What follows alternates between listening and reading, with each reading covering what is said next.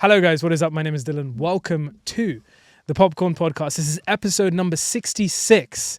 Very exciting episode for you guys for a very exciting film with a very exciting guest. Thank you. Hello and welcome, Mathew. Thank you. Stoked to be here. Hasn't been long in the running, but I've just wanted to come on.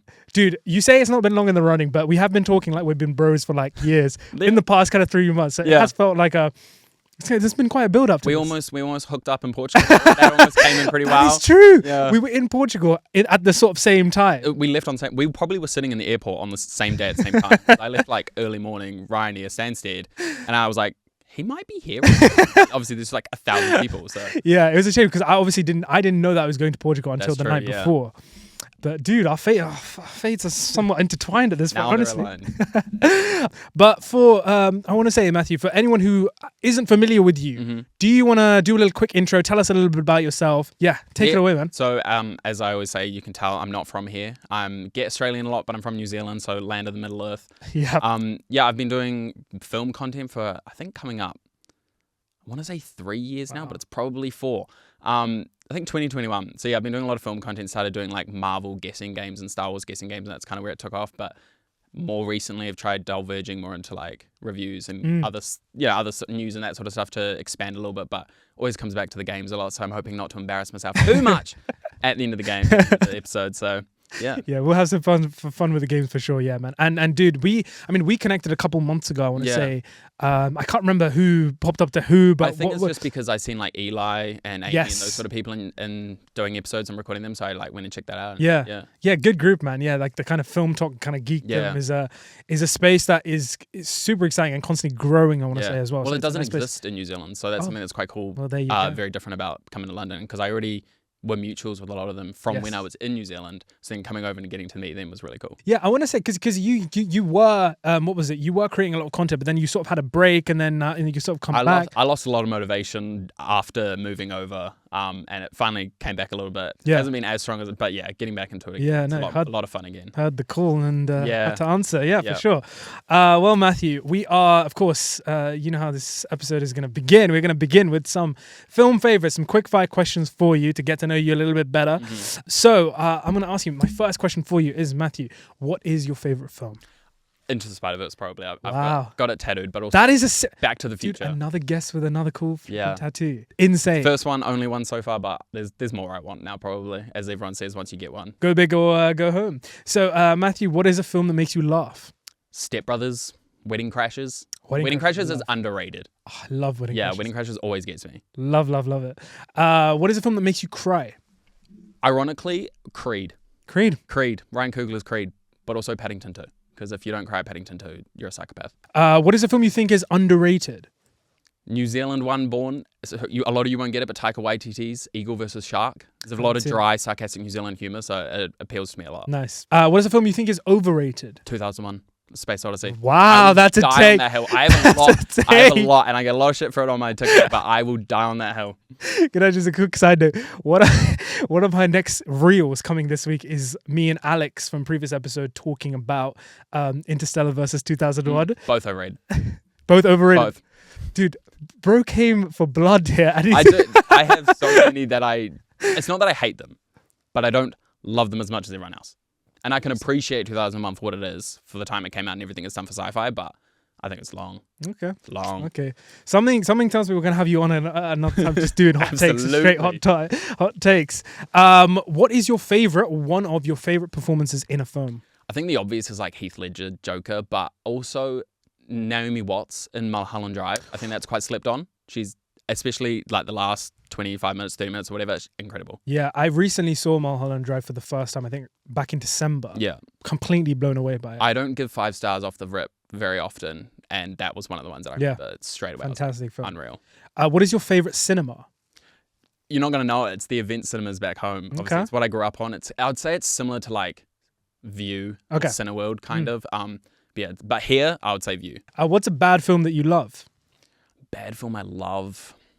Like Real Steel, is that bad? I love that film way more than anybody else, I think. But dude, when Eminem drops in that film, it's the hardest montage. I'm so much like the end scene with Hugh Jackman boxing as the like shadow boxing. I could watch that all day. Sick. I don't know Sick if it's film. a bad film, but I love that film. Yeah, I remember I fell in love with that film on like one of the like a long plane journey one time. It was instant hit. What is your biggest film ick or red flag? Saying that you can't, or like it's a kid's film just because it's animated, like especially with obviously one of my favorites, Into the Spider-Verse, How to Train Your Dragon, even just like the old ones like Shrek. Like I watched it as a kid, but it still hits. Yeah, So absolutely. saying it's just because it's a kid's movie because it's animated, like nah. What's your biggest film green flag? Crying at the end of Paddington 2, because like I said, if you don't cry at the end of Paddington 2, you're a psychopath. So if you do, green flag. What's your favorite film score? It's probably got to be How to Train Your Dragon. Nice. I mean, the obviously John Williams, like Harry Potter, things like that, amazing. But when Test Drive hits, unreal. I can't wait to see that in live action. But yeah, Test Drive, Forbidden Friendship. yeah, it's got to be How to Train Your Dragon. Yeah, are you going to see it live then?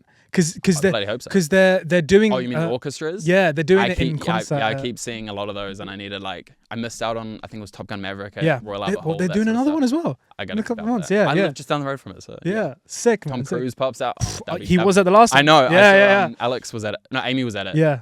Yeah. I'd like to be there. Of course, Amy was at Tom Cruise event. No, literally. I saw it and I was like, that's so random. I asked her how it was. I was like, we wanted to go to that so bad. Horror or comedy? Comedy all day. Sci-fi or fantasy? That one's a lot harder, but I think I edge towards fantasy, especially being from New Zealand. Yeah, of course, you have to be. Man. Yeah. Yeah. Blockbuster or indie? I'm not afraid to admit it, but I've always been blockbuster, but I'm getting into indie a lot more lately, but Nice. can't beat a good blockbuster. You can't. You can't. When it hits the spot. Yeah. What's a film you wish you watched in the cinema? I would say, like, okay, the obvious for me would be like Star Wars, obviously coming up in the 1970s and that, but I would say Jurassic Park would take the cake probably because that's just like revolutionary for the, I mean, literally got the hat on, one of my favorites these days. Like, when the water, like, that would be unreal. Yeah, I mean, Jurassic Park, for those who don't know, is like my favorite film of all time. And I remember when COVID happened, I ticked that off my list in terms of seeing it in the cinema. Because you know how they used to do like re-releases and stuff. Monumental experience, but yeah. Who's a director whose work you want to watch more of? I would say I don't think I've seen. I think you literally just said you saw it on Sunday. Akira Kurosawa. Yeah. I don't think I've seen any of his yet, dude. And it's definitely like Seven Samurai has been on my watch list for I don't know how long. Yeah. It just keeps growing. So yeah, getting around to some of his is definitely something that I need to do. Yeah, he's one of the greats. Yeah, definitely. Yeah. If you were stuck on a desert island, what 4 films would you take with you? I took so long trying to think of this one because it was like, I don't just go for my Letterboxd top 4 because I think I don't know. So I've gone with Ocean's 11. Okay. One of my favorites. Step Brothers, one of the best comedies of all time, if not the best. I go back and forth between that and Superbad. Pitch Perfect. Okay. Banger. I love that movie. I don't care. I love that movie. That is a 5-star movie for me. And I think I've got to get a Marvel one in there. So probably like Thor Ragnarok. Oh, wow. I love Thor Ragnarok. Taika Waititi, obviously. And Thor's one of my, up there with my favorite characters. So yeah, maybe Thor Ragnarok. So I'd say those 4. Cool. It's quite a fun mix for sure. That's what I wanted. Something I could always just rewatch. Yeah, you need strategy on the desert island, man. You don't want to be watching some depression. And shit, that. And I also don't want to like my all-time favorite. I don't want to get sick of it. Just overwatching it over. Because if I eventually get off this island, hopefully, I don't want to be like, I don't want to watch Into the Spider-Verse anymore. Fair enough, man. And my final question for you, Mathew, is what is your most anticipated film for the rest of 2025? It was live action How to Train Your Dragon, but I think as times got closer, it's now Mission Impossible. Of course. It's outside of Marvel and Star Wars, I think it's my favorite franchise. Not as much as Amy, but it is my favorite franchise. I mean, I don't think anyone is as much as Amy. I don't even think Tom Cruise likes it. Amy. But yeah, and I didn't realize it came out like next month, so that is a movie I'm dying to see. I'm super excited to see that.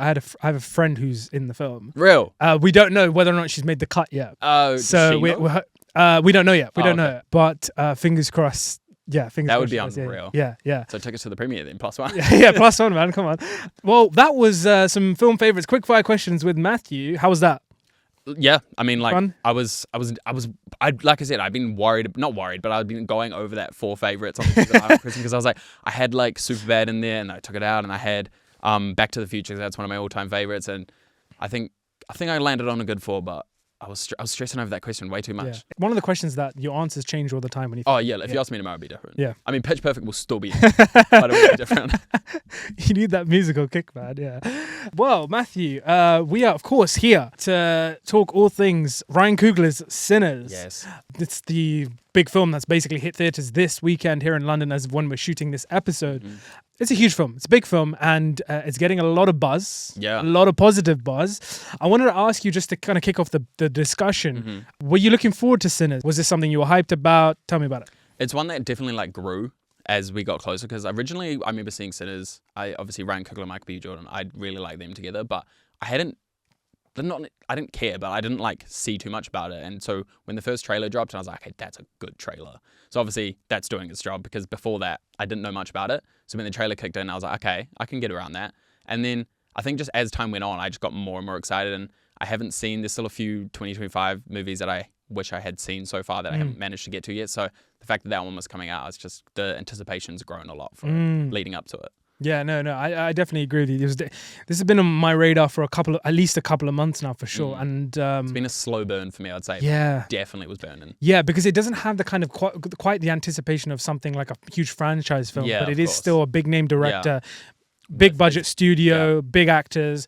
I think the kind of the one thing that I was super excited about was the format that the film was going to be shot on. I mean, it's shot on IMAX 1570mm, and of course the super wide Panavision CinemaScope, kind of the widest format there is. And the fact that the film is an original kind of horror, that there's an element of horror. Yeah. I've always been excited at the prospect of showing horror in the biggest format possible, because I mean, horror for me is the most kind of visceral of genres. Yeah. So what happens when you combine that with the kind of larger than life format? That's a question that for me has been unanswered, and is still unanswered because I haven't still seen this in IMAX, because did you know? I saw it in the super wide format. Yeah. But I'm excited to go and check it out in IMAX. You saw it in IMAX. You went to the multimedia, correct? Yes, I went to the one. How was that experience? Yeah, so I think it was my first like proper multimedia one since I've been here. I went to like the Terrifier 3 was my first one when I got here, which was more like a small premiere, and Flight Risk. I went to Flight Risk as well. Yeah. But that's one of my first like more multimedia ones, and IMAX was the way to see it. Yes, absolutely. The size of the thing, the sound. Oh, there was times that I was like, at one point I thought someone behind me was like making noise because I was like hearing stuff, and I was like, and obviously it was Gaz. I think he was sitting behind me. It was Gaz. Yep, nah. So I was hearing things. It was definitely the way to see it. I think when you rewatch it in IMAX, you'll definitely appreciate that just a little bit more. Well, Matthew, let's get cracking into all things Sinners. I'm going to do a quick plot synopsis to kind of kickstart the convo. And also, guys, actually, before I do say this, just a spoiler warning. If you haven't seen the film, please do go check it out and come back to this discussion at a later time and let us know your thoughts. But for now, let's get cracking. So, directed by Ryan Coogler, Sinners tells the story of twin brothers Smoke and Stack, who return to their Mississippi Delta hometown after years in Chicago where they worked for Al Capone. They intend to open a juke joint, but find their plans complicated by a supernatural evil and the ongoing racism of the Jim Crow South. The film stars Michael B. Jordan, Miles Caton, Hailee Steinfeld, Wunmi Musaku, Delroy Lindo, and Jack O'Connell, amongst others. So we've briefly spoken about how you kind of experienced the film for the first time. I'm excited to see it in IMAX. I saw the super wide format. Are you excited to check it out again? Is this film you want to check out again at some point, or you feel like you've got the main gist? Yeah. Well, so when it comes to me, when I watch movies, especially like new release ones, it takes a lot for me to then want to go see it again right away. Like I see obviously people when a movie that they love comes out and they've seen it 5 times in the first 2 weeks, and I'm like, I personally can't do that. Yeah. I am more of like a slow burn on them, but when there is one that I'm like, oh, I want to see that again. That's how I know like I really did enjoy it, and I think there's a lot more room for maybe even the rating to go up, and Sinners so far has been one of that ones, because just the way everyone's been talking about it, I don't think I've seen a negative thing. It's been one of the first movies in a long time that online I haven't seen like anyone having critiques and negativities about. So it's like one that everyone's actually getting behind. Yeah. And that's definitely making me want to go see it again. Interesting. I mean, I definitely do respect the kind of notion to savor films almost and not continuously rinse them for sure. I know I'm excited to check it out again just because of the IMAX format, but best film of 2025 so far for you? Absolutely. Yeah. Like I said, there's been a few that I haven't got to yet, like say Mickey 17 and things like that, but without a doubt so far, it's my favorite of 2025. Yeah. And it's going to take some beating, but I hope Mission Impossible will do that, but it's definitely going to be up there for a while. Just very quickly, what did you think of the previous Mission Impossible film, Dead Reckoning Part 1? Dead Reckoning Part 1, I went to that by myself during my work day. Best. It was so good. Like I said, I just love these movies. And I think they just get better and better as his action sequences get bigger and bigger. So I'm a Mission Impossible glazer. Interesting. I think similarly to you, I'm super, super positive about this film walking out of it. I mean, I think you can make an argument. I think you could even say it's Ryan Coogler's best film, or up there. It's definitely up there. I think because personally, just one of my actual all-time favorite is Creed. So it's definitely in that sort of like ballpark of it, but it's without a doubt up there. I mean, he's only done what, 5 big ones so far, but every single time I think he's hit. 4 or 5, yeah, but every single time I think he's hit, it's definitely. I think he is definitely one of the most exciting directors to watch currently. I said this in my review. I don't know if you saw it, but he deserves to be in the same conversation as Jordan Peele. Like, I think he is better than Jordan Peele. Wow. And especially since I'm not the biggest horror guy. Also, Jordan Peele's like horror is more my speed, more thrillery, sort of like Get Out. But traditional horror isn't usually my thing. So I think he deserves to be in that conversation with Jordan Peele.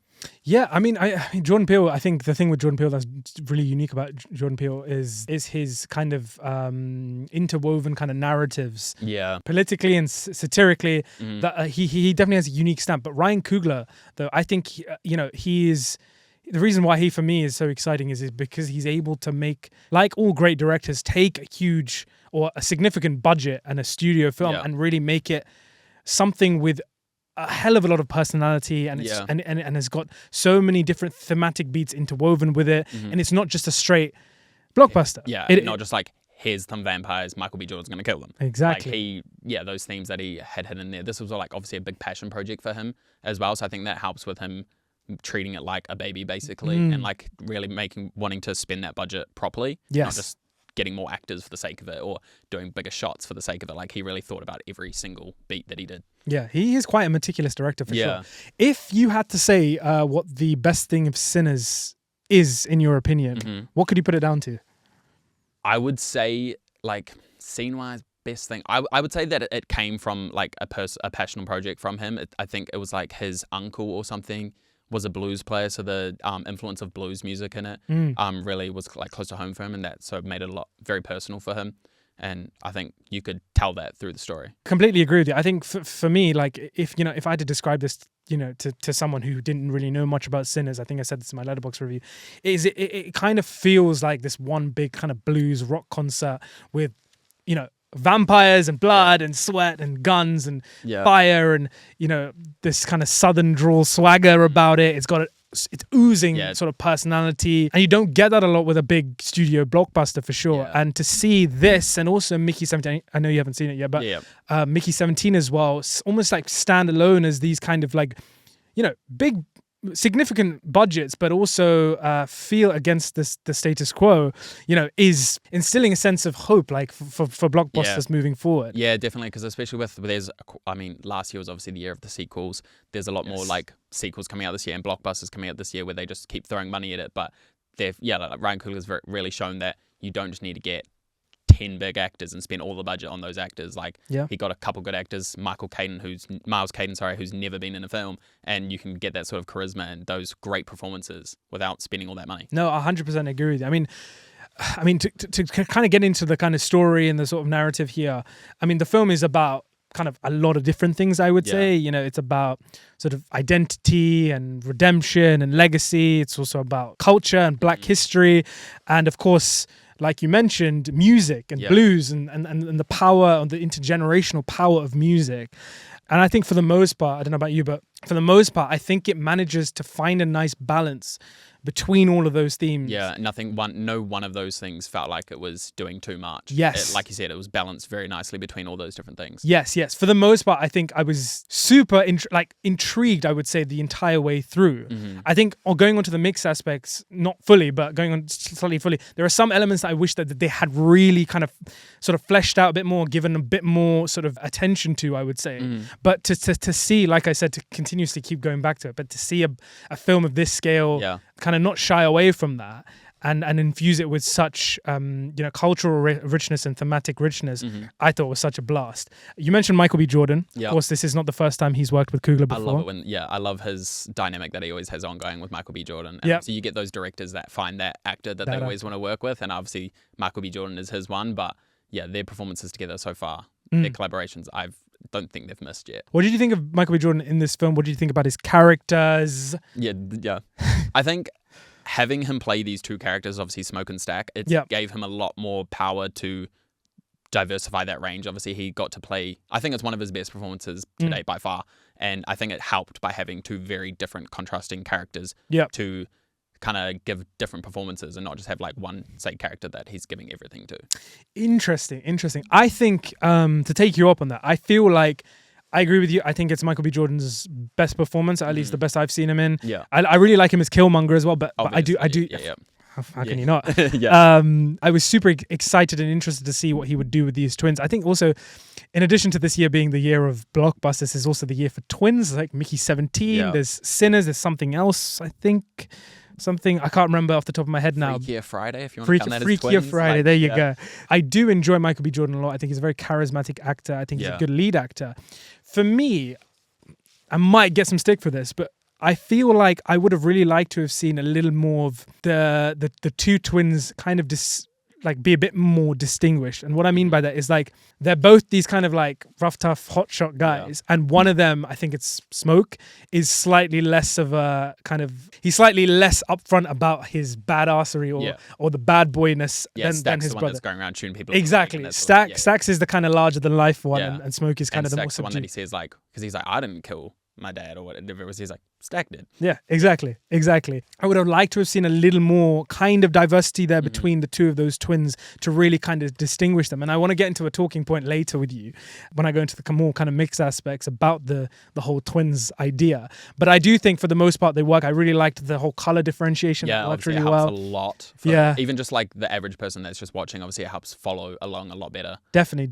But obviously, like I think the performances were quite different, so that helps. But just red and blue, simple things like that. Simple things, definitely as well. They've got so much style. They're very badass. They have this kind of history that you're constantly curious about. You know, they went to Chicago to work with Al Capone. That's what I liked. I liked that they didn't over-explain who they were and why everyone was like afraid of them. Obviously, they just turned up in the city and there was that little girl on the street and he's like, do you know the Smokestack twins? She's like, well, yeah, obviously everyone does. And he's like, well, we're back. And she's like, and you could tell how frightened she was. So it's like, I liked that they just dropped you straight in and let the story kind of speak for itself and not over-explain their background a lot. 100%, I agree with you. I think like that is one of the kind of pet peeves of films. It's like if they're overly expositional, this film isn't. It definitely, like the first half, I felt like definitely really set up the characters and the relationships.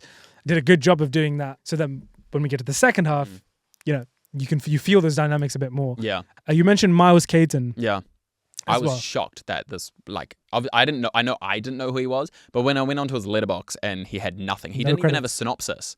He didn't even have like who he is, where he's from, like nothing like that. I was like, I don't think I've ever seen that. I know I've watched some terrible fucking movies with like nobody actors and they've got synopsises and like 3 credits. Dude, I think I even have more credits than See? So I do. I was in fucking Narnia, The Lion, the Witch and the Wardrobe. What? So the fact that he was nothing. You're gonna drop that. Yeah. So the fact that he was nothing, I was like, wow. Dude, what were you in Land of the A girl I went to primary school with, her dad was the producer. Oh, wow. So I always tell people I was in it. And as like an extra. Nice. It was filmed at my friend's house, some of it though. Oh, cool. The waterfall like scene with the wolf behind the pull down tower. Yeah, that was at my friend's house. Your friend has they've got like 2 rivers, 3 waterfalls. It's New Zealand, bro. Everyone's got a waterfall in New Zealand, don't you? Sure. I do really need to visit New Zealand. Everyone's going to New Zealand this year for sure. Yeah. One big sort of element of this film is, of course, the more kind of sinister aspects to it, and that comes in, of course, the form of the vampires. Yeah. What did you think about the depiction of the vampires here, the mythology, etc.? Jack O'Connell, of course, plays the kind of lead sort of headhunter vampire. The main guy. Yeah. See, I didn't know Jack O'Connell. I haven't seen. He's from Skins, isn't he? I think he's from Skins. I've heard that as well. Yeah, I still haven't seen him in anything. Okay, I know everyone tells me Skins is great, but so I didn't know who he was when he was coming down the red carpet. We saw him, and I was just like, I don't know who that is. But no, I think he was great. I really like how they played into a lot of the like not stereotypical, but like the traditional vampire tropes of like having to be invited in and things like the garlic and just even though it was like the garlic and something juice that they threw at him, that sort of thing. So I like how they played into some of the more traditional tropes like that, especially the being invited in one. Even though there was like sometimes I was like, what are the rules around it exactly? Because like one of them gets invited in and then leaves, and then I'm like, are they not allowed back in? Do they have to get invited a second time? I was like, what is the legality around being able to come in and out like that? But yes, I like how they played into those quite a bit. I liked the addition of it is kind of one of the main plot points here. Yeah. The film kind of opens with this kind of narration about how some people have this gift of kind of breaching the gap between life and death through music. Yeah. And of course, in this case, it is Sammy, played by Miles Caton, who has a fucking phenomenal voice, fantastic blues music, and of course, going back to the music aspect, that's a huge part of this film. The music really had to be top notch, and of course, no one better to do that with Coogler than Ludwig Göransson here. I saw him at the premiere, and I was like, yeah. God, he's like the Jesus of film composing. He literally, he's got the aesthetic. I didn't realize he came from a blues background as well. Did he? Yeah. I did not know. So that. I think it was his dad was like a blues music player or something like that. Because obviously, I don't know what nationality is. Is he Swedish? He's Swedish. Yeah, Swedish. Gives off the Swedish vibes, the hair. And I'm like, he gives indie vibes. He doesn't give blues music vibes. So yeah, I think, don't quote me, but I think his dad came from a blues background or something. So obviously he's the man for the job. Makes sense. Yeah. Makes sense, yeah. And I mean, like, music in this film is such a powerful thing. And I think the one kind of moment that everybody is talking about is that one shot. Yeah. Where the camera moves through the kind of, the like timescape, because it's like blending in the previous, like I think it was the African dances and the music from that time, and then moving into the future of like look like the 90s and things like that. So that whole time bending scene was probably the standout. Oh, definitely, without a doubt, definitely. And everything's on fire. Like, the music. He's unbelievable singer. Like, fantastic, amazing, fantastic. And like, at first, it took me a second. I was like, wow, they're doing this, and then they really commit to it. And I was like, yes, it's working. It threw me a little bit at first, when it was just like a little bit, but when they kept going through the time and adding like future times as well, that was when I was like more sold on it. They really leaned into it. Because if they had just done like a little bit and not like fully leaned into it, I think it could have been quite cringe. It'd been like, did you really need to do that? But the fact that they went like the whole way with it, I think without a doubt deserves to be the talking point for the scene. 100%. Like the scene. 100% agree with you on that. And I think that the whole music idea is one of the kind of hearts of the film. The other heart kind of being the sort of, I'd say, the twins relationship. Yeah. So you have like Michael B. Jordan's characters, and then you have Miles Caton, and the two are kind of like these interlocking themes that run sort of parallel to each other throughout the film. And I thought that was a really cool sort of way to structure the entire film. Hailee Steinfeld, of course, is in this film. What did you think about Hailee Steinfeld? I love Hailee Steinfeld, and not just because she's like top 3 of my wife's. Obviously my girlfriend, that I love very much. So yeah, going into it, I was like, when I went to the premiere, I was like to my girlfriend, I was like, I might see Hailee Steinfeld tonight. Did you see Hailee Steinfeld? No. Oh, damn it. God damn it. We had to go inside before she and Michael B. Jordan came in. I was so gutted. Get him next time. Yeah, but I think, like I said, I love Pitch Perfect. Pitch Perfect 2, not so much. I mean, I do think it's great, but that's when obviously Hailee Steinfeld comes in. That's one of the earlier times I saw her, but I think she's pretty good, and I think this is probably comfortably her best one as well, although I would have liked to have seen more of her. Yeah, I agree with you on that last point. I think I feel like the film kind of used her a bit sparingly, when I would have wanted to see a bit more of that kind of dynamic between her and I think it's Stack. Yeah. And because as much as I said I liked how they just dropped us into the story and didn't tell us too much, I would have liked to know more about their relationship with her and her mother that had just passed and how they raised them and that sort of thing. So I would have liked to explore that a bit more. Yeah. But I also really wish they actually know we could later when we talk about like what we did. No, go on. I really wish they didn't tell us that she turns in the trailer. Oh, dude, I have this literally written down. Like that. I mean, don't get me wrong. I know they're trying to sell a movie. Hailee Steinfeld was a hot vampire. It's gonna put some butts in some seats. But I really wish that would have been such a like. That would have made it so much closer to a dude. I completely that agree and with you. obviously one of Michael B. Jordan's characters. Yes. Because obviously everyone knew that was probably going to happen, so they were like, probably may as well just tell them. So but this is what they didn't. Yeah, this is what I wanted to get into with you about is one of the most frustrating things for this entire experience for me was the fact that Hailee Steinfeld was, in the in the second trailer, you saw her as a vampire, blood all over her face, etc. Yeah. And I've tried to do this thing recently where I just watched the one trailer. It's the best way to do it, I'd say. Yeah. And even though I really try and avoid those second trailers, even when I go watch films in the cinema, I'm literally not looking at the screen. I'm literally shielding my eyes. You open Instagram, there's a picture of Hailee Steinfeld with blood on her face. You're like, and you know what's happening. Yeah. Even recently, I don't know if you saw the new Fantastic Four trailer. They put Silver Surfer in the Julia Garner as a Silver Surfer. And I'm like, great if you just left it for the film. Because we know it's coming. Yes. You don't need to show us it. Exactly. So if you'd waited, obviously, to while you're in there, that's something that I think they've definitely. I think it's just obviously because they're trying to sell tickets and trying to market it, but think movies would be so much better well received by people if they left moments like these out 100%. and let us experience it for the first time in the thing. 100%. Because imagine if they put Darth Vader like I'm your father in the trailer. Imagine they put that in the trailer. Okay, Hailee Steinfeld being a vampire, not on that level, but it's the same principle. Same principle. Yeah. No, I completely agree. I think, it would have been cool if we didn't know that. Even though I think like just from watching previous kind of vampire films or previous even zombie films, I think the vampires are a lot. They kind of walk the line between vampires and, for me, zombies in this film as well. You get bitten, boom, you turn. Yeah. One thing I wanted to ask you was, I thought thinking now that I've had almost at least a couple of days to kind of marinate my thoughts. I thought it would have really been cool if they played around with the twins a bit more and Smoke had been the one who got bitten, and then Stack being this kind of rough, tough, kind of like hard ass and like the more fiery one. Yeah. To see a different side to him, a more human, like less. Yeah, I thought that would have been like if it was anyone else, he'd just shoot them straight away. Exactly. His brother. Yeah. That exactly. Would have been and it would have kind of played with our expectations a bit more. Like realistically, when you sit down, you watch those films, and you see those two brothers, you know which one is gonna get bitten. You know which one's gonna get bitten. Yeah. So if Smoke had gotten bitten, if the other brother had gotten bitten instead, how would that have changed the narrative? I thought it could have been a cool kind of subversion of your expectations there. But also on that note, I also really would have kind of wanted to see a little bit more of the twins and their kind of relationships to really they split up quite early, didn't they? Right. Yeah. They went on their own way, and they were. I mean, it's probably just cheaper for them to split up in the movie that way. But seeing them together and how they work together would have been a lot better because they split up quite early. To sort out because.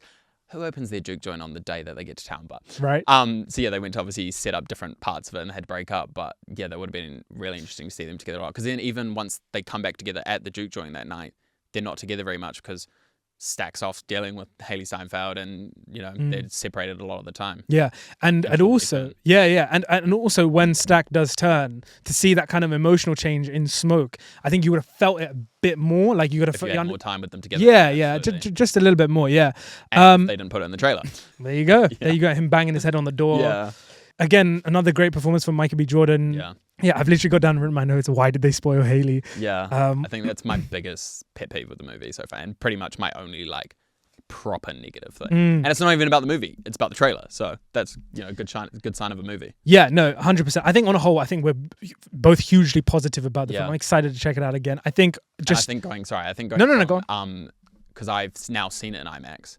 You can't really go up from there. So the fact that you're going from the widescreen one to IMAX is just going to elevate it that little best bit more. Of both worlds. Man. Yeah, for sure. I think my kind of sort of final, more mixed aspect on the film is going back to the whole music idea. I think it's just because I'm naturally curious and interested in the idea of music and how music is used in films. I really would have liked to have seen a more sort of time given or attention detail given to what the film is trying to say about music over generations. I do feel like at times it does feel a bit more, it's used a bit kind of more sparingly to give the film a sense of personality. It definitely does that. But what is it actually really trying to say about music? One of the things I took from it as well was the line, I think, from Sammy's dad, the preacher, about if you like keep playing your music, whatever, one day you're gonna bring the devil back. If you keep dancing with the devil, I kind of saw that as like with, especially, I mean, he's not even been in movies, so it works quite well. But with like new artists and how they like sign away that first contract to a record labels. And I could be wrong, obviously, but can I just say, I thought you were gonna say how they how they sell their soul to the devil. Well, same like that as well. They basically are, because a lot of the time when these new artists, and I know some people myself, some friends that I grew up with that were trying to make music and stuff, they get offered a record label or they get offered some sort of signing, and they're like, straight away they're like, this is the dream, and they just sign away whatever they want, kind of signing it to the devil. And then they end up getting like screwed over. You had like Taylor Swift obviously trying to redo her own music because she got screwed over so much in her like record deal. So I kind of saw it as a way of that, but also I could just be talking straight out my ass. But. No, I mean, there's definitely something to say about that. I think just going to your point about artists, but any kind of sort of art-based kind of system, whether that be music or films, and like kind of like you said, like almost like selling or signing yourself over to a larger kind of scheme. If you're not careful, if you don't think about things properly, one day it's going to bite you in the back kind of thing. And sort of leaning onto just to put it bluntly, I wasn't a huge fan of the end credit scenes, the post credit scenes, or the end credit scenes. I had questions about those. I wouldn't say I was like a fan or not a fan, because I feel like, because obviously say with like Marvel, everyone has end credit scenes these days, but with like Marvel ones, it's usually setting something up. Or these days they've been a bit shit, but they used to be setting something up like quite good. These days I feel like every movie just does it for the sake of doing it, get people to stay through the credits. I don't know. So I didn't have like any strong feelings against it, but I had questions about, like, again, with say, obviously with Jack O'Connell's character, and when he gets shot, stabbed, I can't remember, and all the rest of the vampires die. Why did Stack and Mary not die? And because they ran off. So I was curious about that. So I was like, how are they now present in the 90s? Yeah, this is the thing. It goes on to my kind of mixed aspect about the vampire mythology here. I don't think was fully fleshed out. Yeah, I do think it was kind of like, because I think they literally say something about like, if you kill the host or the original one or something like that, they will die, and hence why they all went up in like flames or something. Yeah. The fact that Mary and Stack were just able to run off. I was like, is there like a distance thing? If you get far enough away from the host, you're safe? It's like a radius. Yeah, if you get far enough away, if you run fast enough, you're safe. Yeah. But yeah, so that's why when that came to that end credit trailer or whatever, I was like, nah. Yeah, I definitely do think the whole kind of mythology and the sort of folklore behind the vampires could have been defined a bit better. For me, I thought the mid credit scene, and I'm sorry to say this, was a bit ridiculous, because that's the one with Stack and yeah. Because firstly, I think if you're going to continue or sort of conclude a plot point, it needs to be before the credits. It needs to be in the film. Yeah, true. And secondly, I just half the people won't even know and stay, especially for a movie like that. Because if someone told me Sinners does it have end credit scenes and stuff, I'll be like, no, and I'd leave. So yeah, absolutely, I see that. And secondly, I think Michael B. Jordan and Hailee Steinfeld looked ridiculous. Just they literally came in the most kind of overtly, I think it was 90s. I think it was the 90s, but they were just like the 80s or something. Dude, but it was as if they were at a fancy dress party and just not. Yeah. I was like, dude, this is kind of tonally wrong. Like, it was like if you asked someone born in like 2005, like, how did they dress in the 90s? And they went to a costume party. Right. That's what you would get. Exactly. So I was watching that. I was like, is this a satire or is it a joke? Like, I didn't know. So it didn't fully work for me. Yeah, and especially like you said, if it doesn't. Because it was trying to close that sort of storyline, it needs to be in the actual film. Yeah. But again, like sort of nitpicky kind of things. I think that scene wasn't really necessary. So I think if you stopped it at when the credits hit,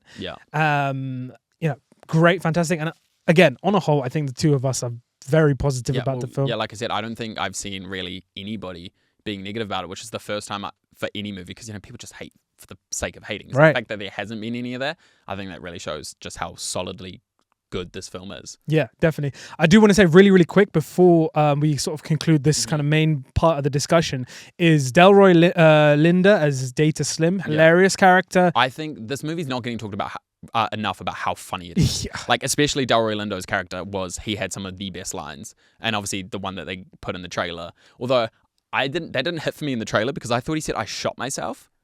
And what does he actually say? He said, I shat myself. Yeah, so when I was actually watching the film, and maybe they changed it in the trailer. Yeah, maybe. And I could hear it better. I was like, I pissed myself laughing. Like, he was definitely the funniest part. But the movie doesn't get talked about enough how actually funny and entertaining it was. 100%. I think he is that sort of breath of levity that the film needs, I think, at sometimes. Definitely. Yeah, fantastic. But never feels like it's overdone. Yeah. It always is in line with the kind of tone of the film. Yeah, it's no Thor Love and Thunder. It's no Thor Love and Thunder, right, exactly. And also Wunmi Musaku as Annie, who's Smoke's wife, who he had a baby with, passed away, etc. I thought she was terrific. She was such a... I didn't realize who she was at first. Obviously, she's a Loki. Yeah, I didn't realize it was B-15. And then I was like, why do I know her? Like, where have I seen her? Yeah. And then eventually I clicked it was B-15. But so that's the first time I've seen her like in a proper role. Yeah. Because obviously B-15 doesn't get to do a lot. It doesn't say a lot. So I really don't like that character in Loki. She's the most boring and and it's not her fault. It's the writing, but it's the most boring and bland character. Yeah. But so to see her do actually get a chance to show a bit of range. Right. Yeah, she was phenomenal. Brilliant performance. So yeah, I mean, I think unless you have any other points for the film. The thing I forgot to say, I was like, I think I can't remember if I saw it before or after the film, but definitely when I was in there, all I could see was, and then I think after I saw it, I think it was on Straw Hat Goofy's podcast with Coogler. Yes. He was talking about the inspirations for the villain Jack O'Connell's character with Puss in Boots: The Last Wish. Yeah, I did. And like the red eyes. So the whole time I was in there, all I was like seeing was the red eyes, and I loved that. Yeah, because obviously death in Puss in Boots: The Last Wish is one of the best. They're great villains of all time, animated or not. See. kids movies can be good. They do matter. It's not a kids film. Exactly. And yeah, so just those red eyes the whole time was terrifying. Brilliant. I was just glad they didn't have the music that comes with death, because that thing I would have shat myself. You would have shat yourself. I would have been downright and I would have shat myself in the theater. Yeah, and also just the I hate to sound like a film critic or film bro, but like the cinematography of the film is fantastic. Yeah. It has this real kind of dusty sort of feel to it, but also like specifically going back to the idea of the vampires, and you said the red eyes, like how the lighting just sits like just on top of them, and like all of this is just dark and black, and you're like kind of looking for some sort of illumination there. And then when it finally comes, I think it was the scene when Jack O'Connell first turns those like farm people or whatever, the first one, and she like walks in and finds her husband on the ground, and it hits his his eyes, and you can just see the blood on his mouth and teeth, and those sort of scenes just hit so well. Brilliant. So yeah, that was Sinners. As you could probably tell, the pair of us definitely liked it a lot. And if you have seen the film, which I hope you have, if you are this far in the conversation, they've seen it by now. If they haven't, they know everything that happens. Yeah, sorry about that. But they were warned. Exactly. It's not like we didn't give a disclaimer at the start. Do let us know what you thought of the film down below in the comments section, whether you loved it, whether you didn't love it so much. I think Mathew as well, if you didn't love it, it would be quite interested to hear why. That would be I would really love to see in the conversation. comments why, because obviously we really enjoyed it. Everyone else I've seen really enjoy it, but I'd be interested to see why it didn't work for them if it didn't. Yeah, for sure. It should. It better. For sure. But of course, guys, concluding our kind of main film discussion, we're going to move on to some film games. Of course. Yeah. You excited? Yes, I love movie games and trivia. Like I said, I used to post them a lot as well, but that's also why I'm nervous. Nice. Well, I've got 3 games for you, Mathew. The first of which I've played once before on the podcast. So we're gonna give it a second life of energy. We're gonna play Sauce or No Sauce, Director's Edition. Okay, right. So there's one director that I really hope is in here, because I'm gonna piss some people off. Okay, so Sauce or No Sauce, Director's Edition. So first up, we have Ryan Coogler. Absolute sauce. Like I said, deserves to be in the conversation with Jordan Peele. Steven Soderbergh. Sauce. Ocean's 11. David Fincher. Yeah, sauce. Catherine Bigelow. Yeah. So no sauce. James Cameron. I mean, it's undeniable. He's got something about him, doesn't he? So that's sauce? Yeah, sauce. Edgar Wright. Yeah, kind of basic. No sauce. No sauce. No sauce. Patty Jenkins. Who's Patty Jenkins? Wonder Woman. Wonder Woman's good, but I wouldn't say sauce. And so no sauce. It's no sauce, because there's levels, there's middle ground, but no sauce. Spike Lee. Spike Lee, yeah, sauce. Paul Thomas Anderson. I don't love as much as him. I'm going to say no sauce. Oh my gosh. And that wasn't the one, but that's going to upset some people, but I'm saying no sauce. Barry Jenkins. No sauce. George Lucas. Sauce. Undeniable sauce. Especially 70s. 70s sauce. Greta Gerwig. Sauce. Jon Favreau. As a director, I can't say. I have to say sauce. Mandalorian alone. Yorgos Lanthimos. I haven't seen enough. Poor Things. No sauce. No sauce. I liked Poor Things, but I wouldn't say it's sauce. I don't think it. Yeah. And finally, we have Robert Eggers. Robert Eggers. I think I've only seen Nosferatu. Okay. So, but for that alone, I think that deserves cinematography last Oscars, so I'll say sauce. Nice. Just out of interest, who was the director you didn't want to... Quentin Tarantino. Wow, you think no sauce? I don't like him very... I don't hate him. I don't not like his movies, but I don't think they're as highly rated as everyone says they are. Oh my God. And I get a lot of that on I think I had a comment this morning about that on my TikTok. Like Pulp Fiction, I think is extremely overrated. Reservoir Dogs is pretty decent. Kill Bill is probably one of his better ones, in my opinion. I haven't seen like Django and Hateful Eight. Have you seen Inglourious Bastards? Yeah. It was alright. No, bruh. I think the performances were better than the actual movie. Really? Yeah. Okay. I don't know. I can't remember what I've had that rated. There are a lot as well, especially with Quentin Tarantino, that I've only seen once. And I do always say I do need to rewatch them. But I still die on the hill that I don't love it. He's not my favorite. Django is pretty fucking amazing. Yeah. So okay. I'll leave it that at is that. one that is definitely it's because I haven't had the want Fine. to go watch the rest, because I think I've watched maybe obviously he says he's only doing 10 movies. I think I've watched 4 or 5. Fairs. And yeah, mid. Well, there you go. Everyone has that one director. Anyways, game number 2 is a podcast classic again. So we have Guess the Film from the Cast. Okay. I used to do this one on my TikTok, so let's hope I've got those niche ones down. So I'm going to give you 3 actors. You're going to tell me what film I'm talking about. So first up, we have Jonah Hill. God, he's in everything. Ana de Armas. War Dogs. Correct. Bradley Cooper. The movie that she learned English for. She did indeed. Yeah. She did indeed. I was going to say that before you said Ana de Armas as well. When you were like, Had a sixth sense. I was like, it's going to be War Dogs. It's going to be Nate War Dogs. So up next we have Aaron Taylor Johnson. Craven the Hunter. Sandra Bullock. Oh, what are they into? Michael Shannon. I do know that. Sandra Bullock and Aaron Taylor Johnson. Michael Shannon. No, I'm blanking on that, eh? Michael Shannon. Is he a bad guy in it? Is he the villain? Aaron Taylor Johnson. It's not Kick-Ass. It's not Kick-Ass. Yeah. Nah. I'm not getting that. That is Bullet Train. Oh, I fucking love Bullet Train. I forget Sandra Bullock's in that. She is. And actually, to be fair, Aaron Taylor Johnson. I love that movie. I think Lemon and Tangerine need a spin-off. They do need a spin-off. Yeah, that would be one of the best spin-offs. I don't care if it's a show. I don't care if it's a movie. But I love that movie. It's one of the most fun that I've had in a cinema in years. There's a lot of bursting with personality as well. Yeah. Up next we have... I didn't get that one. Up next we have Johnny Depp, Brie Larson. Johnny Depp and Brie... Oh, 21 Jump Street. Dakota Johnson, that is correct. Yeah. I've always used to forget that was Brie Larson. Like, I didn't know that was Brie Larson. And then I watched it like a couple of years ago and I was like, Brie Larson's in this. I was like, since when? Yeah. I love that movie. Up next we have Aubrey Plaza, Kieran Culkin, Anna Kendrick. Oh, I was going to say this when you said Aubrey Plaza. Mike and Dave, We Need Wedding Dates. Nope. Oh, she's in that with Anna Kendrick. She is. Damn. Kieran Culkin. I was gonna say, is he like in there somewhere that I don't realize? I didn't realize she's done multiple movies with Anna Kendrick. Neither did I. Now that you mentioned it. Because before, when I was doing my questions for underrated, I really like Mike and Dave, We Need Wedding Dates. I don't even know what else Aubrey Plaza's in. It's gonna be like 2015 time because that sort of era was when Anna Kendrick was in everything. Who's the third person? Kieran Culkin. Kieran Culkin. I'm not getting there. So that is Scott Pilgrim versus the World. Oh, okay. Yeah, I've only seen that once.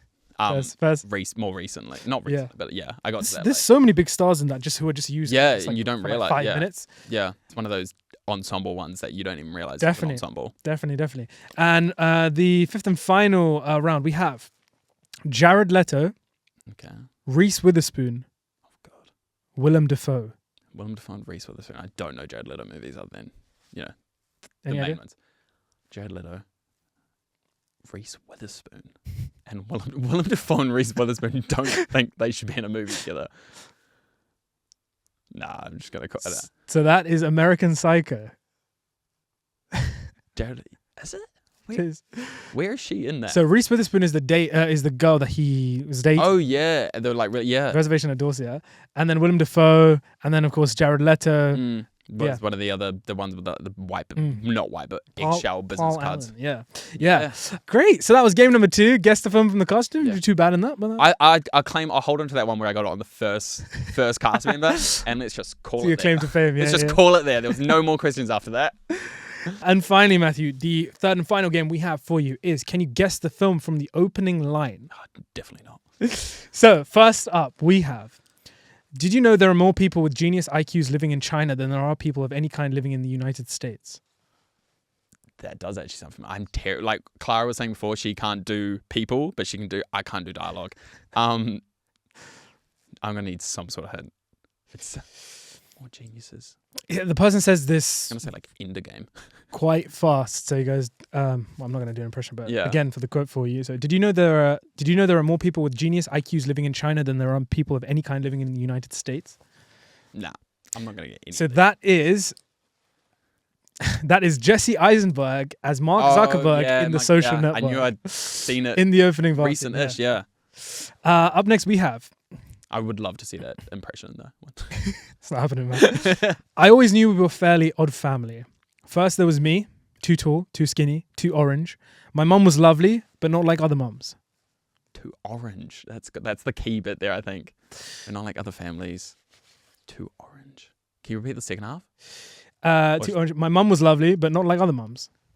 Lovely, but not like other mums. This orange part. Fuck is orange? I'm gonna kick myself so bad. Who is orange? The Lorax. It's not quite the Lorax. You want me to give it to you? Yeah. So that is About Time. Oh, Yeah, I've only seen that once. Great film. Up next we have really good. This Is Burke. It's 12 days of Burke, How to Train Your Dragon. That is correct. Yeah. It's 12 days of get my How to Train Your Dragons. That's it. At a few degrees south of freezing to death. I would love to see that impression. Who could do Jay Baruchel? Have you seen the people that work at Epic Universe? No. Oh, because obviously the new theme park opened. Yeah. The cast that they've got for the Burke Island part, the people that play like Rough Nut, Tough Nut, and especially Hiccup. Spot on. Like Hiccup in particular, there's like clips on TikTok. Sounds exactly like Jay. He's like, yeah. I don't know how he does it, especially since it's his normal voice. Nice. I will check that out. Up next, we have What I Love About Nicole. She makes people feel comfortable about even embarrassing things. Nicole. I can't even think of a movie with a character named Nicole in it. These are quite tricky. Yeah, dialogue's not my game. Nah. So that's Marriage Story. So that's Adam Driver narrating at the start of Marriage Story. These are all movies that I have seen, don't get me wrong. So it's not like I can't be like, I haven't seen them. But I've only watched in the last year. So they should be more fresh of mind. But speaking of fresh in your mind, 600 movies last year. So the fifth and final opening line we have is, memory is a strange thing. It doesn't work like I thought it did. We are so bound by time, by its order. You said recent. You said speaking of recent. Oh. I said speaking of memory. Oh, right. My bad. It's not Memento? Not no, Memento. Obviously Memory. I know. Can you repeat that one? I know this one. Memory is a strange thing. It doesn't work like I thought it did. We are so bound by time, by its order.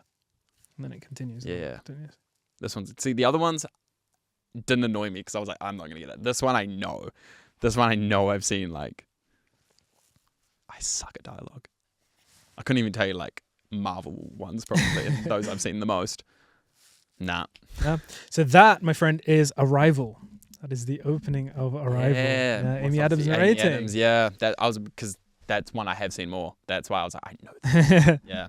Now, dialogue's not my game, man, but those are good. That's first. Yeah. I think you need to be I think very few people do well at the dialogue games. People that I can recite the first 15 minutes of this movie, I'm just like, my brain does not work like that, eh?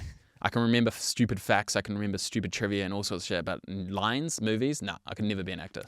There you go. Well then, guys, that concludes our game segment for this episode, and therefore that concludes this episode. Thank you so much, Mathew, for coming and talking all things Sinners with me. It's been such an awesome debut having you on. Yeah, I really appreciate it. And like you said, at some point, obviously, love to get back on. 100%. Especially unpopular opinions. I want to piss people off. We'll get one hooked up for sure.